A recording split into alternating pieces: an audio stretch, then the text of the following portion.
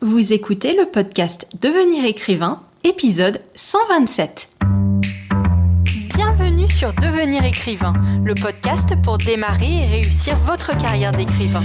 Et maintenant, retrouvez votre animatrice Johanna Vogel, coach de projets littéraires et formatrice. Bonjour, bienvenue dans un nouvel épisode, et pas n'importe lequel puisqu'il s'agit du dernier épisode de l'année 2021. J'en profite bien évidemment pour te souhaiter de très joyeuses fêtes de fin d'année. Passe un excellent réveillon auprès de tous les gens que tu aimes et prévois plein de projets intéressants pour ton écriture en 2022. Dans cet épisode, nous allons nous demander dans quelle mesure nous pouvons être stratégiques dans le choix de notre nom d'auteur. Y a-t-il de bonnes pratiques marketing à connaître pour choisir son pseudonyme d'auteur ? Je me présente pour celles et ceux qui n'ont pas l'habitude d'entendre ma voix dans le podcast. Je suis Johanna Vogel, coach de projet littéraire au sein de la formation de l'ICAR. J'aide nos élèves à dépasser leurs croyances limitantes, à développer leur identité d'auteur et à s'organiser pour écrire plus et plus vite. D'ailleurs, en 2022, si tu souhaites apprendre à écrire un roman qui répond au niveau d'exigence des éditeurs et comment leur soumettre pour multiplier tes chances de décrocher un contrat d'édition, je te rappelle que les inscriptions à la session du 7 février de notre formation Devenir écrivain projet best-seller sont ouvertes. Je serai ravie, ainsi que tous mes collègues, de t'accompagner dans ton projet de roman pendant 8 semaines. Retrouve toutes les infos sur licar.fr/programme, licar.fr, licares.fr, et selon le moment où tu écouteras cet épisode, tu auras peut-être encore accès à notre offre spéciale de préinscription qui t'est proposée jusqu'au 1er janvier. On va ouvrir, ou plutôt refermer un cercle, en parlant du nom de plume, puisque c'était le sujet du tout premier épisode du podcast, l'épisode 1, l'original, le 9 juillet 2019. Et dans cet épisode 1, Lucie t'expliquait les raisons qui peuvent te décider à prendre un nom d'emprunt, un pseudonyme, plutôt que de garder ton nom civil. Je vais moi aussi te parler de nom d'emprunt, mais sous l'angle de la vente, du marketing. À quel point dois-tu être stratégique quand tu choisis un nom et sur quelle base ? Est-ce que le nom a un impact sur le lecteur et sur les ventes ? Y a-t-il des règles à respecter pour choisir un nom, selon le genre dans lequel tu écris ? Des règles implicites, des règles explicites ? Est-ce que les éditeurs ont leur mot à dire ? Parlons de 5 points stratégiques pour choisir le meilleur nom de plume possible. Je sais à quel point cette histoire de nom de plume, elle t'inquiète et elle te fait perdre beaucoup de temps. Peu d'auteurs ont la chance d'avoir un pseudonyme depuis l'enfance qui fait le parfait nom de plume ou une grand-mère formidable qu'ils veulent absolument honorer. Et si tu n'es pas de cela, tu fais peut-être partie du bataillon de tous ceux qui ont peur de prendre un mauvais nom de plume. Tu as peur qu'il y ait des noms meilleurs que d'autres et des pratiques à connaître pour ne pas faire un mauvais choix pour ta carrière. Le premier point que je vais aborder, c'est l'importance du nom de plume pour ton lecteur. Est-ce que le nom de plume est un élément qui compte pour que ton lecteur remarque ton livre et l'achète ? Et là, je vais te rassurer et t'aider à arrêter de te prendre la tête. À moins de choisir le nom d'un dictateur sanguinaire ou de faire un vieux jeu de mots raciste, ton lecteur n'en a rien à faire de ton choix de nom de plume. Le nom de plume n'est pas un élément marketing déterminant. Surtout à comparer du titre de ton livre et de sa couverture, qui eux sont vraiment 2 éléments qui comptent dans le choix d'un lecteur pour le livre qu'il va acheter. Tu peux choisir ce que tu veux, cela n'aura pas d'impact sur l'accueil de ton livre par les lecteurs. Le lecteur va voir ton nom sur la couverture, et peut-être que certains lecteurs se laissent interpeller par certains noms. Mais la grande majorité ne base pas leur choix d'achat sur le nom de l'auteur. Tu peux avoir un nom imprononçable, un nom avec 4 initiales.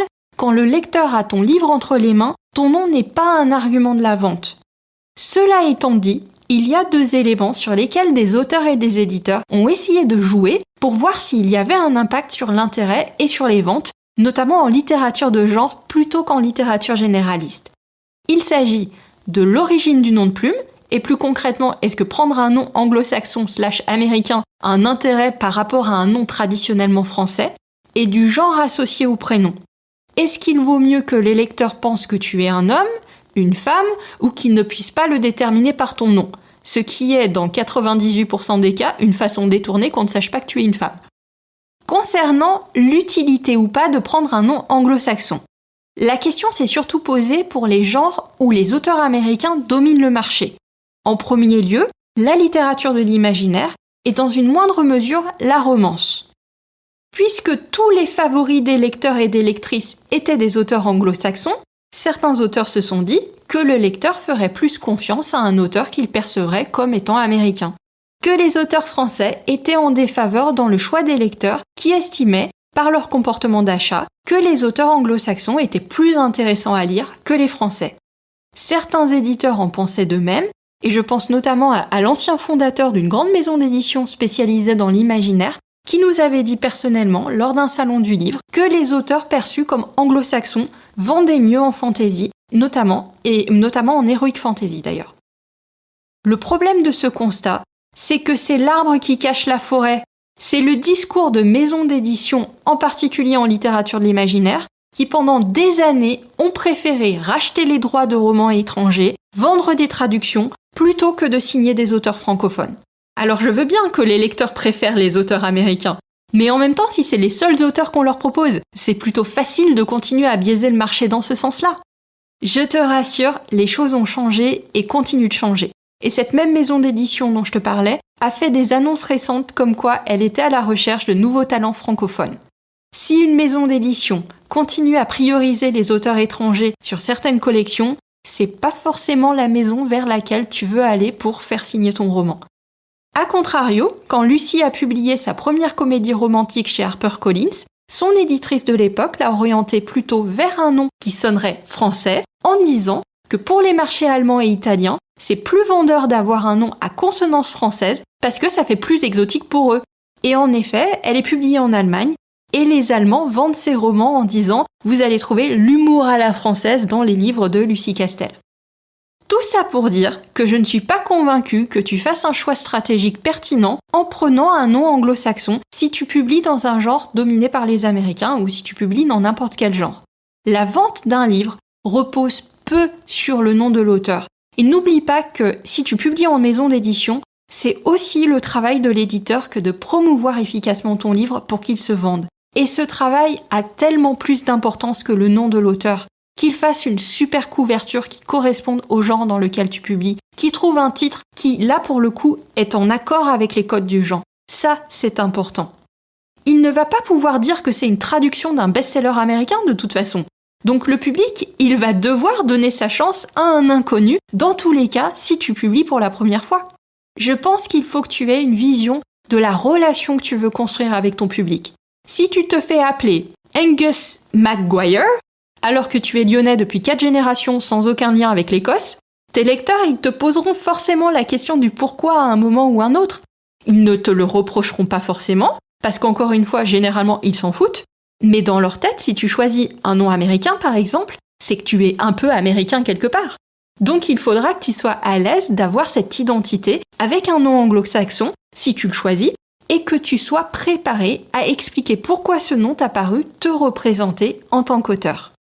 Autre élément sur lequel les auteurs ont essayé de jouer, c'est le genre associé au nom de plume.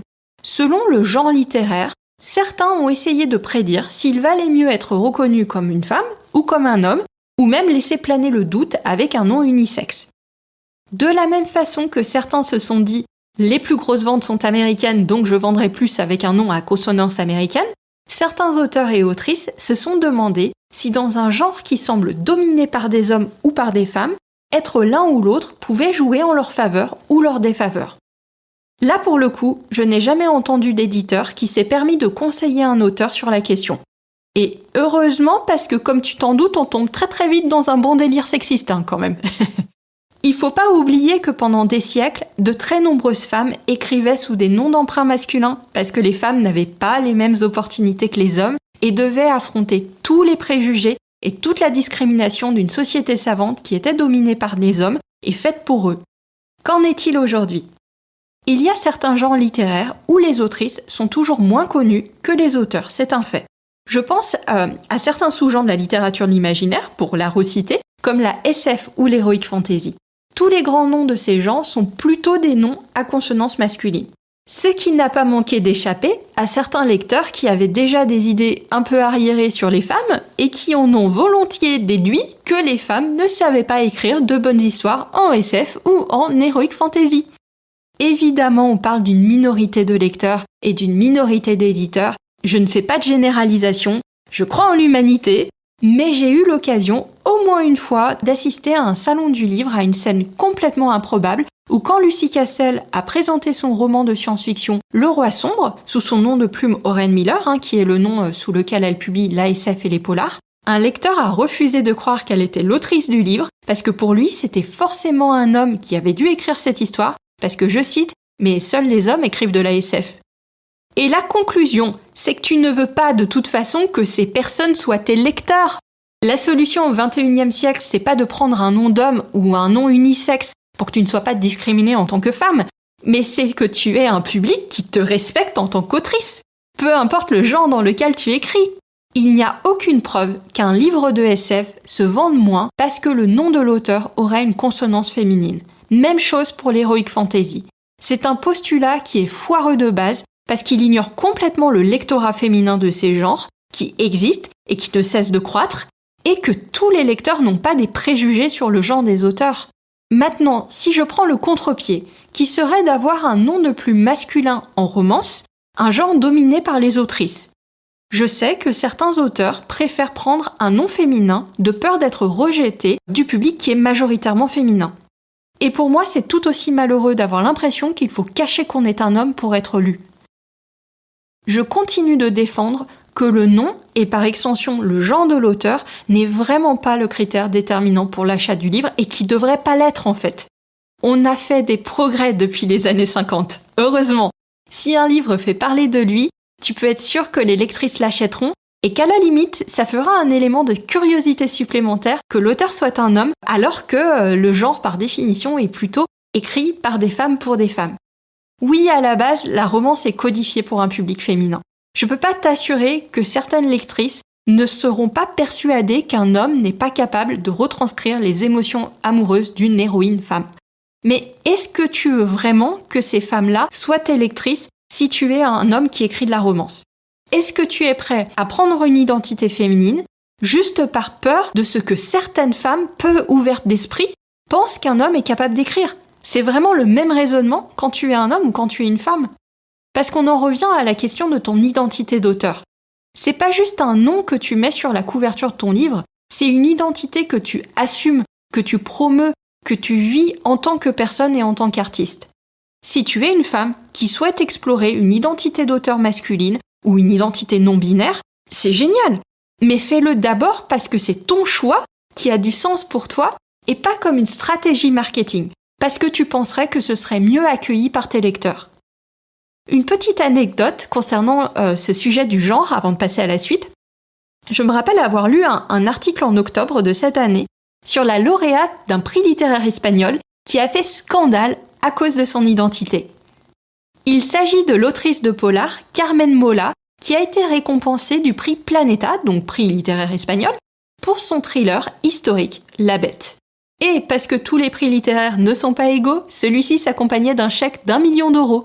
Je connais pas beaucoup de prix où tu peux gagner 1 million d'euros, si ce n'est le Nobel, mais apparemment le prix Planeta, tu as un joli chèque aussi à la clé. Carmen Mola, selon sa biographie sur ses livres, c'est une prof de fac, maman de 3 enfants, qui enseigne l'algèbre le matin et écrit des histoires ultra-violentes et macabres durant le peu de temps libre qu'elle a, les après-midi. Sauf qu'à la remise du prix, l'Espagne entière a découvert que Carmen Mola, en fait, c'était 3 hommes de 40 à 50 ans, scénaristes pour la télé espagnole. Et ça a fait un tollé. Pas tant parce que c'était un collectif d'hommes qui publiaient sous un nom de femme, mais parce qu'on leur a reproché d'avoir menti aux lecteurs et d'avoir menti aux médias en créant un personnage fictif avec une fausse vie qu'ils ont incarné pour répondre aux interviews des médias et pour promouvoir leurs livres. Alors, ce ne sont clairement pas les premiers auteurs à inventer un personnage fictif et à lui donner une vie fictive, mais ce sont les premiers à gagner un prix d'1 million d'euros, donc ça a fait jaser. Et ça renvoie bien à ce qu'incarne avant tout ton nom d'auteur. C'est ta relation à ton lecteur, la façon dont tu te présentes à ton lecteur, dont tu te présentes au monde en tant qu'auteur. L'article disait que Carmen Mola était connue pour ses héroïnes et que l'Institut espagnol de la femme avait mis son livre La fille sur sa liste des livres à lire absolument par les femmes pour nous aider à mieux comprendre la réalité et les expériences des femmes. C'est sûr que ça a dû leur faire bizarre quand ils se sont rendus compte qu'en fait c'était 3 hommes qui avaient tellement bien compris la réalité et les expériences des femmes qu'on n'aurait jamais pu deviner que c'était pas des femmes. On a demandé à ces 3 auteurs pourquoi ils avaient pris un pseudo de femme et si c'était parce qu'ils pensaient que les femmes vendaient plus de polars. Ce qui est assez hallucinant pour moi parce que j'aurais pensé que de notre côté des Pyrénées, les stars de polar c'était plus des hommes que des femmes en fait. Donc comme quoi, d'un pays à l'autre. Et ils ont répondu que pas du tout, que c'était juste une idée qui leur avait plu et qu'il n'y avait pas de stratégie marketing derrière. Est-ce que c'est vrai? Est-ce que c'est pas vrai? Ils ont bénéficié d'une bonne médiatisation en tant que femmes. Est-ce qu'ils auraient eu la même en tant qu'hommes? On ne le saura jamais, mais ils auraient écrit le même livre de toute façon. Autre point d'inquiétude pour les jeunes auteurs, c'est l'importance de leur nom de plume pour les éditeurs quand ils soumettent leur roman. Là encore, on va aller très vite, les éditeurs ils s'en foutent complètement. Ton nom de plume n'est pas un critère de sélection de ton roman. D'ailleurs, tu peux soumettre un roman avec ton nom civil et ensuite décider de prendre un nom de plume. Pour l'éditeur, question timing, le mieux c'est d'avoir ton nom de plume à la signature de ton contrat ou peu après. Ça lui permet de commencer à parler de ton roman à ses équipes commerciales le plus tôt possible. Mais tu peux le faire un peu après, et il y a évidemment des exceptions, rien n'est gravé dans le marbre. La seule vraiment date limite, c'est l'envoi à l'imprimeur. Là, il faut que ce soit quand même fait et décidé. Et évidemment, comme on disait, le plus tôt pour lui, il a ton nom de plume, le moins chiant c'est d'un point de vue logistique. Voilà. Mais tu n'hésites pas à lui en parler si tu hésites, il pourra te conseiller, il a l'habitude de faire ça d'ailleurs. Comme Lucie a pu te le dire, le conseil principal qu'on peut te donner, c'est de changer de pseudonyme quand tu écris dans des genres littéraires qui ne sont pas connexes, c'est-à-dire des gens qui ont vraiment des lectorats différents. Par exemple, si tu as un nom pour des romans érotiques et que tu souhaites écrire des romans jeunesse, ou si tu as un nom pour des polars et que tu veux écrire des romans en chiclite. Si tu as déjà publié dans un genre très différent, mieux vaut soumettre ton manuscrit directement avec un autre nom ou avec ton nom civil, au cas où tu tomberais sur un éditeur qui a encore des préjugés sur l'autre genre dans lequel tu as écrit. Même si, heureusement, cela arrive de moins en moins, les mentalités évoluent, n'aie pas peur, le monde de l'édition, il commence à être quand même beaucoup moins toxique qu'il a pu l'être à un moment donné. Ou alors au contraire, tu peux même faire le pari inverse, c'est-à-dire compter sur le fait que l'éditeur va voir que tu as de bons antécédents de vente avec ton nom de plume et l'utiliser comme un argument en ta faveur pour être signé, même dans un genre très différent du tien. Alors, quelle est ma conclusion sur la stratégie et les règles du nom de plume? Parce que j'ai l'air de t'avoir dit qu'il n'y avait aucune règle et que tu pouvais suivre ton cœur, prendre n'importe quel nom sans conséquence aucune pour les ventes de ton livre. Il y a quand même quelques éléments stratégiques que je peux te donner, que tu peux garder en tête. Toujours dans mon idée que ton nom d'auteur, ton nom de plume, fait partie de ta relation à tes lecteurs et de comment tu te présentes aux autres, tu dois l'envisager comme une marque. Il fait partie de ton branding, B-R-A-N-D-I-N-G. On adore les anglicismes, à l'ICAR, maintenant tu le sais. Ça fait partie de la gestion de ton image publique, de ton positionnement de marque. Quelle idée tu veux véhiculer avec ce nom? Quelle personnalité? Quelle histoire? C'est cette même identité que tu vas développer avec ta photo, avec ton profil, avec le contenu que tu mets en ligne, si tu mets du contenu en ligne. C'est un grand tout qui constitue ton image publique, ta marque. D'un point de vue stratégie marketing, voici quelques points que je peux te donner, quelques conseils que tu peux garder en tête. Attention aux homonymes. Tu ne veux pas qu'il y ait 10 autres auteurs qui s'appellent comme toi, et surtout pas dans le genre dans lequel tu écris. À la limite, s'il y a un autre auteur qui s'appelle comme toi, c'est pas bien grave, surtout s'il écrit dans quelque chose qui n'a absolument rien à voir avec toi. Par exemple, imagine un auteur qui écrirait de la non-fiction, mais si tu peux avoir un nom qui est totalement inédit, c'est toujours ça qui est gagné. Et surtout, vraiment, fais attention qu'il n'y ait pas un autre auteur qui s'appelle comme toi dans le genre dans lequel tu écris. Toujours dans cette même idée, démarque-toi si possible. Tu veux qu'on puisse te trouver facilement quand on fait une recherche Google ou sur les réseaux sociaux Donc, si tu t'appelles Nicolas Dupont et qu'il y a 48 Nicolas Dupont qui sont pas forcément des auteurs, mais qui sont d'autres personnes, bon, c'est toujours un petit peu plus difficile de ressortir du lot. Essaye de voir qu'il n'y ait pas trop d'homonymes, donc que le nom ne soit pas trop ordinaire. Toujours le même principe de la marque, évidemment, que la sonorité du nom soit agréable, qu'elle soit mémorable et pas trop compliquée. Pense marque. Pense à l'écosystème de tes réseaux. Tu vas certainement te créer une adresse mail avec ce nom, faire un site web avec ce nom, donc il va te falloir une URL qui va reprendre ce nom. Tu vas créer un ou plusieurs comptes sur les réseaux sociaux. C'est toujours plus simple d'avoir ton pseudo qui correspond à ton nom d'auteur sur toutes ces plateformes que tu utilises. Donc, si ton pseudo il est pris partout, c'est peut-être le signe d'en choisir un autre ou d'en faire une variante. Même si, là encore, l'important, c'est d'abord qu'il n'y ait pas un autre auteur avec le même nom absolument. Pense clarté et simplicité. Voilà, je te disais, agréable, mémorable, pas trop compliqué. Tu veux favoriser le bouche à oreille par rapport à ton roman. Les gens vont parler de ton titre, mais ils vont aussi parler de toi en tant qu'auteur. Je ne reviens pas sur ce que je disais, quand un lecteur a ton livre entre les mains, c'est pas ton nom d'auteur qui va regarder en premier. Par contre, une fois qu'il aura lu ton roman, qu'il va en parler à d'autres personnes, là, ton nom de plume commence à avoir une certaine importance. Tu veux que les gens ils puissent prononcer ton nom et le mémoriser assez facilement pour pouvoir en parler les uns aux autres. Donc, demande à tes proches de prononcer le nom à haute voix et comment ils l'épelleraient instinctivement. La façon dont il est écrit a aussi une importance pour la facilité de transmission de ton nom. J'ai lu des articles où certains auteurs conseillaient de choisir un nom qui reflète l'âge de ton public cible. Donc par exemple, de prendre un nom un peu jeune si tu écris du young adult, ou des noms un petit peu rigolos si tu écris de l'album jeunesse. Honnêtement, c'est à nouveau un test à faire parce qu'il n'y a aucune preuve d'une vraie influence d'un nom qui paraîtrait plus jeune, plus dynamique, ou plus âgé, ou plus rigolo sur la psyché de ton lecteur.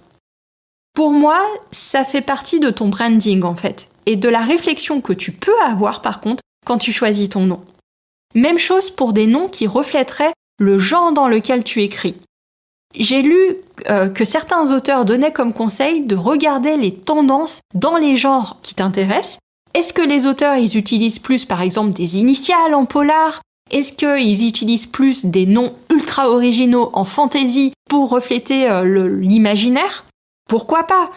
Mais rappelle-toi que très certainement, les noms des meilleurs vendeurs n'ont pas fait d'eux les meilleurs vendeurs. Et c'est pas parce que tu vas copier la logique de leur nom que ça va forcément avoir un impact sur la psychologie de ton lecteur. Il n'y a aucune preuve concrète que ça joue. Donc, teste si tu veux, voilà, tu peux tester évidemment, mais te prends pas trop la tête. Arrête-toi sur quelque chose dont tu seras fier et auquel tu seras à l'aise de répondre quand on va t'interpeller pour les années à venir. C'est ça en fait qui est pour moi le plus important dans ton nom de plume. Voilà tout ce que je voulais te dire aujourd'hui sur le nom de plume. C'est un sujet qui me passionne, comme tu t'en es rendu compte, et dont je pourrais te parler pendant des heures. D'ailleurs, je pense sérieusement à rajouter un cours dans la formation Devenir écrivain pour aider nos élèves à choisir leur nom de plume, parce que je sais que c'est quelque chose qui les inquiète beaucoup et ils aimeraient un petit coup de pouce, un petit peu d'aide pour ça, donc c'est quelque chose que j'envisage de faire et je fais tout mon possible pour que ce soit le cas. Pour la petite histoire, quand j'étais étudiante, je travaillais pour un site web américain de prénoms. C'est un site web qui existe toujours d'ailleurs, tu vas le retrouver si tu tapes dans Google Nameberry, B-E-R-R-Y, et mon job c'était de rentrer les définitions étymologiques des prénoms. Et c'était l'éclate, c'était le meilleur job que j'ai eu avant l'ICAR. Donc si toi aussi tu te perds dans des recherches de prénoms, que ce soit pour toi ou pour tes personnages, dis-toi que je te comprends, il y a au moins une personne qui est avec toi, tu n'es pas seul, qui a aussi cette obsession bizarre des prénoms. Je te rappelle l'actualité de l'ICAR avant de te laisser. Les inscriptions pour la prochaine session de la formation sont ouvertes. Tu retrouveras toutes les infos sur licar.fr/programme, licar.fr/programme et jusqu'au 1er janvier, nous te proposons une offre de préinscription en sachant que dans tous les cas, les inscriptions ferment le 30 janvier. Je retrouve tous nos nouveaux élèves dès le 31 janvier pour une semaine de pré-rentrée où on va apprendre à tous se connaître avant de commencer le vrai boulot. Tu pourras demander à nos anciens élèves la semaine de pré-rentrée. Généralement, c'est un bon moment qu'on passe tous ensemble et qui ne fait que rajouter à la magie de la formation Licard. Je te souhaite une très très bonne fin d'année, tout le meilleur pour toi et tous tes proches, et je te dis à très bientôt. Si tu veux écrire un roman qui aura les qualités recherchées par les éditeurs et par les lecteurs, tu dois rejoindre Devenir écrivain projet best-seller. C'est la formation à distance la plus complète et la plus personnalisée pour t'aider à aller au bout de ton projet de roman. Rejoins sans plus tarder mon équipe de professionnels du monde du livre et moi-même sur licard.fr, LICARES.fr. Beaucoup de nos anciens élèves sont en train de réaliser leur rêve de professionnalisation et de publication. Il n'y a aucune raison pour que ça ne t'arrive pas à toi.